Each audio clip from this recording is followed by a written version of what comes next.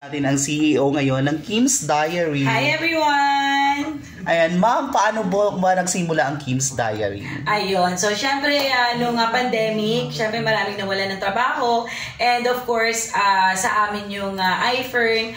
So hindi kami, vitamins kami by the way. Kung alam niyo yung Fern-C kami yon.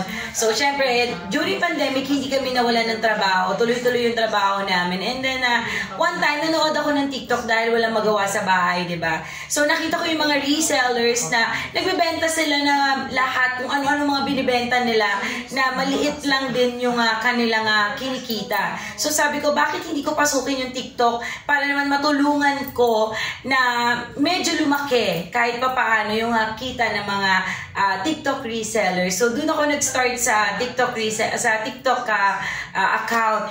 And then syempre sa iFern, ako po yung founder and CEO and president also ng iFern Mini Ladies. Meron po akong 69 na Mini Ladies with a Mini Cooper. So tinuruan ko po silang magnegosyo. So kaya pinasok ko si TikTok kasi para gusto ko rin tulungan sila kung paano ko tinulungan yung mga iFern Mini Ladies ko.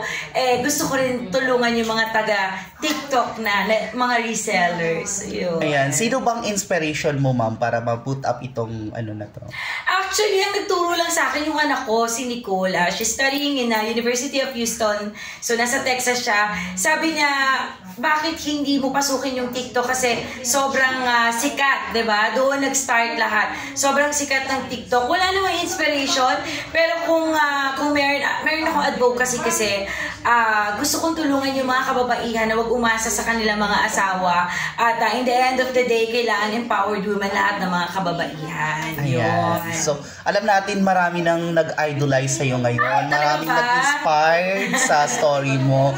Ano yung message mo sa kanila? Ayan, so sa mga babae dyan, ayan, kung may mga pinagdadaanan kayo, daanan nyo lang, huwag nyo tambayan. And of course, hindi ma-resolve or hindi magkakaroon ng result kung iiyakan nyo lang. So, dapat lagi, dire-diretso lang. Keep moving, keep forward. Forward lang kayo ng forward. Hindi masamang umiyak, hindi masamang mag-emote, pero very, very light lang. Dapat ang lagi nyong isipin, ano ba yung solusyon? So, dun sa mga mami, syempre, marami tayong hiwalayan, usong-uso ang hiwalayan. Ayan, dapat ang mga kababaihan po, may sarili kayong pera para in the end of the day, iniwan man kayo ng mga jowa nyo, yung mga anak nyo, hindi nyo napapabayaan. And masarap talaga kapag may sarili kang pera.